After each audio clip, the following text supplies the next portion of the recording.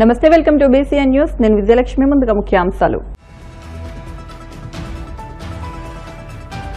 Delhi liquor scam కంటే YCP హయాంలో జరిగిన లిక్కర్ స్కామ్ అతి పెద్దది. విమర్శలు గుప్పించిన మంత్రి నిమ్మల.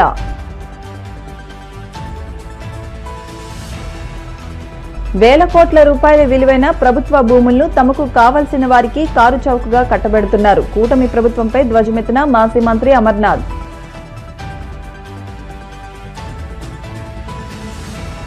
తిరుమల శ్రీవారిని దర్శించుకున్న పలువురు సినీ ప్రముఖులు. ఆలయ మర్యాదలతో స్వాగతం పలికిన అధికారులు.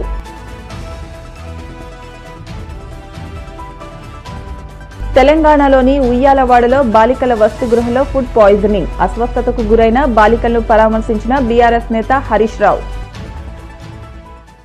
ఢిల్లీ లిక్కర్ స్కామ్ కంటే వైసీపీ ప్రభుత్వ హయాంలో ఏపీలో జరిగిన లిక్కర్ స్కామ్ అతి పెద్దదని మంత్రి నిమ్మల రామానాయుడు అన్నారు. కడప జిల్లాలో నిర్వహించిన సుపరిపాలనలో తొలి అడుగు కార్యక్రమంలో ఆయన పాల్గొని మాట్లాడుతూ వైసీపీ ప్రభుత్వంలో కీలకంగా వ్యవహరించిన పెద్దిరెడ్డి రామచంద్రారెడ్డి దొంగ ఓట్ల మంత్రిగా పేరొందారని ఆరోపించారు. జగన్ మామిడికాయల్లాగా మనుషులను తొక్కించుకుంటూ పోతుంటారని వ్యాఖ్యానించారు. పులివెందుల్లో కూడా తల్లికి వందనం డబ్బులు ఎంతమంది పిల్లలుంటే అంతమందికి పడ్డాయని తెలిపారు.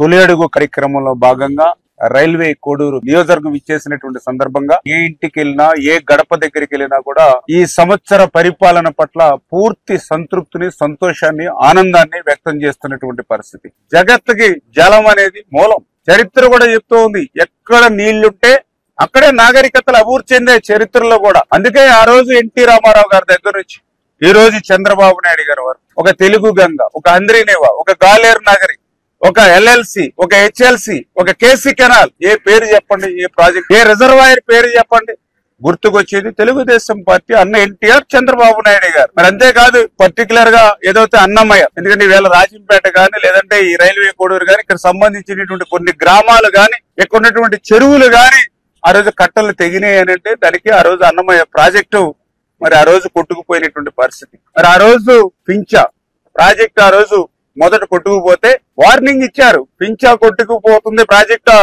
ఆ నీరు ఇన్ఫ్లో అంతా కూడా అన్నమయ్యకు వస్తుంది అని చెప్తే కేవలం ఆ రోజు జగన్మోహన్ రెడ్డి గారు వాళ్ళ అనుశీలి ఇసుక దందా కోసం, శాండ్ మాఫియా కోసం ఆ రోజు అన్నమయ్య ప్రాజెక్టుకి మరి పించా ప్రాజెక్టు కొట్టుకుని ఇంత వాటర్ వస్తుందని తెలిసినా కూడా అక్కడ గేట్లు సకాలంలో ఓపెన్ చేయటం. ఎందుకంటే అన్నమయ్య క్రింద అంతా కూడా పెద్ద ఎత్తున శాండ్ మాఫియా నడుస్తూ ఉంది. వాళ్ళ వెహికల్స్ ఉన్నాయి, వాళ్ళ మిషనరీ ఉంది. ఆ మిషనరీని, వెహికల్స్ ని ఇవన్నీ జాగ్రత్త పెట్టుకోవాలనే ఆలోచనతో ఆ యొక్క అన్నమయ్యను కూడా ఇన్ టైంలో ఓపెన్ చేయకపోవడంతో, అందుకే ఇది ప్రకృతి తప్పిదం కాదు, మానవ తప్పిదం. ఆ రోజు జగన్మోహన్ రెడ్డి తప్పిదం అన్నమయ్య ప్రాజెక్టు కొట్టుకుపోవడం. అన్నమయ్య ప్రాజెక్టు కొట్టుకుపోవడం అంటే దగ్గర దగ్గర మరి 15-20 గ్రామాలు తుడిచిపెట్టుకుపోయినటువంటి పరిస్థితి. దగ్గర దగ్గర 40-42 మంది చనిపోయినటువంటి పరిస్థితి. ఆ రోజు తాడేపల్లి రాజ్యప్రసాద్ వదిలి కాలు బయటికి పెట్టి ఎవరినైనా పలకరించాడు మీ గ్రామాల్లో?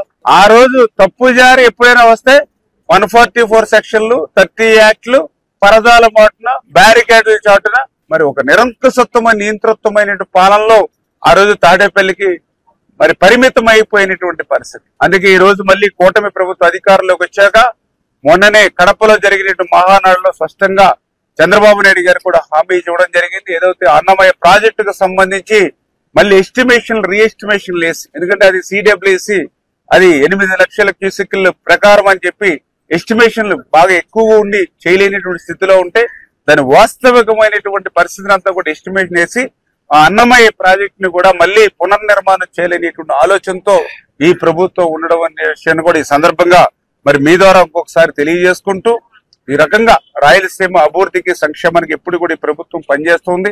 ఈ రైల్వే కోడూరు నియోజకవర్గం కూడా మరి మంచి నియోజకవర్గం. ఎందుకంటే ఇప్పుడే మేము చూస్తూ ఉంటే మా పచ్చని కోనసీమను మించి మంచి అందంగా ప్రకృతి పులకరిస్తూ ఉన్నటువంటి పరిస్థితి. ఇటువంటి ఏదైతే ఈ రైల్వే కోడూరుకి సంబంధించి ఇప్పుడే నేను కూడా చూడడం జరిగింది. ఏదైతే కొంజా నదికి సంబంధించి మరి గతంలో కూడా బిల్డింగ్స్ అవన్నీ కూడా నదిలోకి ఆ ఫ్లడ్ టైంలో కూలిపోతున్నటువంటి పరిస్థితి. అది 2013లో ఒకసారి, 2017లో ఒకసారి నిధులు అయితే మంజూరు చేస్తున్నట్టుగా శాంక్షన్ ఆర్డర్లు ఇస్తున్నారు, కానీ ఆచరణలో చూడనటువంటి పరిస్థితి. నేను కూడా మొన్న ఇరిగేషన్ శాఖ మంత్రిగా అయిన తర్వాత మరి నాట్ స్టార్టెడ్, ఎందుకంటే స్టార్ట్ చేయనటువంటి పనులు క్యాన్సిలేషన్ చేయాలని గవర్నమెంట్ జీవో ప్రకారం అది రద్దయిపోయినటువంటి పరిస్థితి ఉంటే ఈ నియోజకవర్గంలో ఉన్నటువంటి మీరందరూ ఇచ్చినటువంటి ఫీడ్బ్యాక్ ని బట్టి దాని అవసరాన్ని మీరు తెలియజెప్పడంతో మరి ఏదైతే ఆ పనులకు సంబంధించి మరి 38,40,00,000 రూపాయల నిధులను కూడా మరి ఈసారి మనం కూడా మంజూరు చేయడం జరిగింది.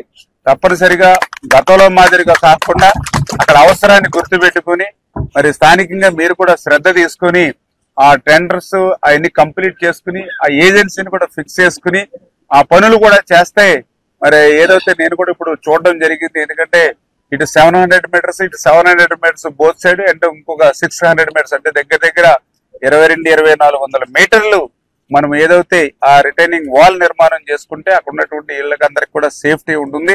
అంటే తప్పనిసరిగా ఇట్లా ప్రతి విషయం కూడా ఈ ప్రభుత్వం ప్రజల సంక్షేమాన్ని దృష్టిలో పెట్టుకుని ఒక మంచి ప్రభుత్వంగా పరిపాలన చేసేటువంటి ప్రభుత్వం మన తెలుగుదేశం, జనసేన, బీజేపీ ప్రభుత్వం అని చెప్పి తెలియజేసుకుంటూ ప్రజలు కూడా మీరు కూడా ఆలోచన చేసి, ఎందుకంటే ఈ రకంగా చంద్రబాబు నాయుడు గారు అహర్నిశలు శ్రమించి మన కోసం పనిచేస్తూ ఉన్నాడు. మన తలరాతల్ని మార్చాలి, తెలుగు జాతి రేపు 2047కి అల్లా మొదటి స్థానంలో ప్రపంచంలో అగ్రగామంలో నిలబెట్టాలనే ఆలోచనతో చంద్రబాబు నాయుడు గారు పనిచేస్తూ ఉంటే ఈ విషయాన్ని కూడా సందర్భంగా మరి మీ ద్వారా అందరికి కూడా తెలియజేసుకున్నాను. వేల కోట్ల రూపాయల విలువైన ప్రభుత్వ భూములకు కస్టోడియన్ గా నిలవాల్సింది పోయి తమకు కావాల్సిన వారికి కూటమి ప్రభుత్వం కారు చౌకగా కట్టబెడుతోందని మాజీ మంత్రి గుడివాడ అమర్నాథ్ ఆగ్రహం వ్యక్తం చేశారు. విశాఖ వైసీపీ కార్యాలయంలో ఆయన మీడియాతో మాట్లాడుతూ కంచె చేను మేస్తున్న తరహాలో వ్యవహరిస్తున్న ప్రభుత్వ తీరుపై ఖచ్చితంగా ప్రజలతో కలిసి పోరాటం చేస్తామని హెచ్చరించారు. ముఖ్యమంత్రి చంద్రబాబు సింగపూర్ పర్యటనపై మాట్లాడుతూ 4వ దఫా సీఎం అయిన చంద్రబాబు హయాంలో సింగపూర్ నుంచి రాష్ట్రానికి వచ్చిన పెట్టుబడుల కన్నా ఇక్కడ దోచుకుని సింగపూర్లో దాచుకున్నదే ఎక్కువని ఆరోపించారు. 15 మాసాలుగా తండ్రి కొడుకులు ఇద్దరు కూడా చంద్రబాబు నాయుడు గారు, లోకేష్ గారు, ఒకరు రాష్ట్ర ముఖ్యమంత్రి, ఒకరు రాష్ట్ర మంత్రి, ఇద్దరు కూడా రాష్ట్రంలో ఉన్నటువంటి ప్రభుత్వ భూముల్ని వారి అధికారంలోకి వచ్చిన దగ్గర నుంచి ఏ రకంగా వారి తాలూకా మనుషులకి కట్టబెట్టాలి, ఏ రకంగా పప్పు బెల్లానికి వారికి కావాల్సినటువంటి సంస్థలకి ఆ భూముల్ని ఇవ్వాలి అనేటువంటి దాని మీద పడుతున్నటువంటి తాపత్రయం గత సంవత్సరం అధికారంలోకి వచ్చినటువంటి నాటి నుండి 15 మాసాలు పూర్తవుతున్నటువంటి సందర్భంలో నేటి కూడా అదే తాపత్రయంతో ముందుకెళ్తా ఉన్నారు. మధ్యకాలంలో మొన్న 24వ తారీఖున జరిగినటువంటి కేబినెట్ సమావేశంలో మరొకసారి విశాఖపట్నంలో ఉన్నటువంటి కొన్ని విలువైనటువంటి భూముల్ని, దాదాపు 3,000 కోట్ల రూపాయలు విలువైనటువంటి భూముల్ని కారు చౌకగా వారికి కావాల్సినటువంటి కొన్ని రియల్ ఎస్టేట్ సంస్థలకి కట్టబెట్టినటువంటి వైనాన్ని మనం చూసాం. కానీ 15 మాసాలుగా విశాఖపట్నంలో ఒక్క ఉద్యోగస్తుడికైనా ఒక్క ఐటీ ఉద్యోగం అన్నా కల్పించాడా ఈ రాష్ట్ర ముఖ్యమంత్రి గాని ఆయన ముఖ్యమంత్రి గారి కొడుకు కానీ ఒకసారి చెప్పాలని చెప్పి కోరుతా ఉన్నా. ఏదో ఇప్పుడు సంవత్సరం క్రితం టీసీఎస్ వస్తుందని ఒక 6 నెలల క్రితం టీసీఎస్ కి 99 పైసలకి ఒక 20 ఎకరాలు కట్టబెట్టారు. ఆ టీసీఎస్ ముసుగులో ఉర్సా అనేటువంటి ఒక ఊరు పేరు లేనటువంటి కంపెనీకి ఫిబ్రవరి 14వ తారీఖున ఇన్కార్పొరేట్ అయినటువంటి ఒక సంస్థకి 60 ఎకరాల భూమిని కారు చౌకగా దాదాపు 3,000 కోట్ల రూపాయలు విలువైనటువంటి విశాఖపట్నంలో భూమిని 60 ఎకరాలు ఒక 2 నెలలు కూడా స్థాపించి 2 నెలలు కూడా అవనటువంటి ఒక కంపెనీకి 60 ఎకరాలు కట్టబెట్టారు. దానికి ఒక ఆఫీస్ లేదు, ఒక ఎంప్లాయీ లేడు, దానికి సంబంధించినటువంటి టర్నోవర్ లేదు, ఏమీ లేనటువంటి కంపెనీకి గత ఏప్రిల్లో ఒక 60 ఎకరాలు ఇచ్చినటువంటి 59 ఎకరాలు చిల్లర ఇచ్చినటువంటి సందర్భాన్ని కూడా చూసాం. ఇంకా దాన్ని మరొక ముందే రీసెంట్ గా మొన్న 2 రోజుల క్రితం కేబినెట్ మీటింగ్ లో మరో 3-4 సంస్థలకి ఒకరికి 30 ఎకరాలు, ఒకరికి 20 ఎకరాలు, ఇలా ఒక 60 ఎకరాలు అక్కడ దాదాపు 30-40 కోట్ల రూపాయలు విలువైనటువంటి భూములు. అక్కడ 50 లక్షలకి కోటి రూపాయలు చెప్పిన రియల్ ఎస్టేట్ సంస్థలకి, ఐటీ సంస్థలకు కాదు. సత్వా అనేటువంటి గ్రూపు మీ అందరికీ తెలుసు, పూణే, బెంగళూరు, హైదరాబాద్ లాంటి ప్రాంతాల్లో వాళ్ళు రియల్ ఎస్టేట్ చేసేటువంటి కంపెనీలు అవి. హైదరాబాద్ లోనే నియోపోలిస్ లాంటి ప్రాంతాల్లో, నానక్రామ్గూడ, నియోపోలిస్ ఇటువంటి ప్రాంతాల్లో హైదరాబాద్ అంటే తెలంగాణ ప్రభుత్వం ఏదైతే ఆక్షన్ పెడితే ఆక్షన్ లో 100 కోట్ల రూపాయలకు విలువైనటువంటి ఆ భూముల్ని ఆక్షన్ లో పాడుకున్నటువంటి సంస్థలు అవి. వాళ్ళు బిల్డింగ్లు కట్టి అద్దెలకు ఇచ్చుకునేటువంటి సంస్థ, రియల్ ఎస్టేట్ సంస్థ. అటువంటి సంస్థలకి, రియల్ ఎస్టేట్ చేసుకున్నటువంటి సంస్థలకి ఏ ప్రాతిపదికన ఈ ప్రభుత్వం క్విక్ ప్రోకో లేకుండా, వారి దగ్గర నుంచి లంచాలు తీసుకోకుండా ఏ రకంగా ఇచ్చిందో ఒకసారి అందరికీ అనేక రకాలైనటువంటి అనుమానాలు ఉన్నాయి. దీంట్లో డెఫినెట్ గా కిక్ బ్యాక్స్ తీసుకున్నారు. రియల్ ఎస్టేట్ సంస్థలకి మీరు ఇచ్చేటువంటి దానికి అసలు ఏ అర్హతతో ఇచ్చారు మీరు? ఇప్పుడు రోజు టీసీఎస్ లాంటి సంస్థకి ఇచ్చారంటే కొన్ని పేరున్నటువంటి సంస్థ, ఐటీ సంస్థ, కొన్ని వాళ్ళు ఆపరేషన్స్ పెడతారు, 1000 మందికో 10,000 మందికో 2,000 మందికో 3,000 మందికో ఉద్యోగాలు ఇస్తారనేటువంటి అంటే సరే వేచి చూసేటువంటి దానికి అవకాశం ఉంది. కానీ మీరు ఇచ్చినటువంటి కపిల్ సంస్థకు కానీ, లేదా సత్వా సంస్థకు కానీ, లేదా ఇతర సంస్థలు మీరు ఏవైతే ఇచ్చారో ఇవన్నీ రియల్ ఎస్టేట్ సంస్థలు. ఈ కపిల్ సంస్థ ఏదైతే ఉందో ఇదేమి ఐటీ ఎంప్లాయీస్ ఉన్నటువంటి సంస్థ కాదే. ఇది కూడా హైదరాబాద్ లాంటి ప్రాంతాల్లో రియల్ ఎస్టేట్ చేసుకునేటువంటి సంస్థలు. వీళ్ళు బిల్డింగ్స్ కట్టి ఇతర సంస్థలకి అద్దెలకు ఇచ్చుకునేటువంటి సంస్థలు. వారికి మీరు 50 లక్షలకి కోటి రూపాయలకి ఏ ప్రాతిపదికన ఇచ్చారు? మీరు చేయడం ఒప్పందాలు లేకుండా ఇచ్చుంటారనేటువంటి ఆలోచన లేకుండా ఎవరికైనా ఉంటుందని అనుకుంటున్నారా? ఇవన్నీ చేసి ఈరోజు మీకు విశాఖపట్నంలో ఉన్నటువంటి విలువైనటువంటి భూముల్ని కారు చౌకగా మీకు నచ్చినటువంటి సంస్థలకి, మీకు నచ్చినటువంటి మీ బంధువులకి, మీ తావేదారులకి, మీ దగ్గర ఉన్నటువంటి మీ వెనక తిరుగుతున్నటువంటి మీ సహాయకులకి ఇచ్చేస్తే, మరి ఇక్కడ ఉన్నటువంటి విలువైనటువంటి భూముల్ని కాపాడాల్సినటువంటి బాధ్యత ఉన్నటువంటి ప్రభుత్వమే ఈ రకమైనటువంటి కార్యక్రమాలు చేస్తూ ఉంటే, ఒకరు 25,000 మందికి ఉద్యోగాలు ఇస్తారని, ఒకరు 15,000 మందికి ఉద్యోగాలు ఇస్తారని, 1,00,000 మందికి ఉద్యోగాలు ఇస్తారని చెప్పండి. 15 మాసాలు అయింది కదా, 15 మాసాల్లో ఏ ఒక్కరికన్నా విశాఖపట్నంలో మీ ఒక్క ఉద్యోగ అవకాశం అన్నా కల్పించారో చెప్పండి. స్టీల్ ప్లాంట్ లో నాకు తెలిసి ఇప్పుడు దాదాపు 5,000 మందికి ఉద్యోగాలు తీశారు. అనేక మంది రోడ్లు పడిపోయినటువంటి పరిస్థితులు ఉన్నాయి.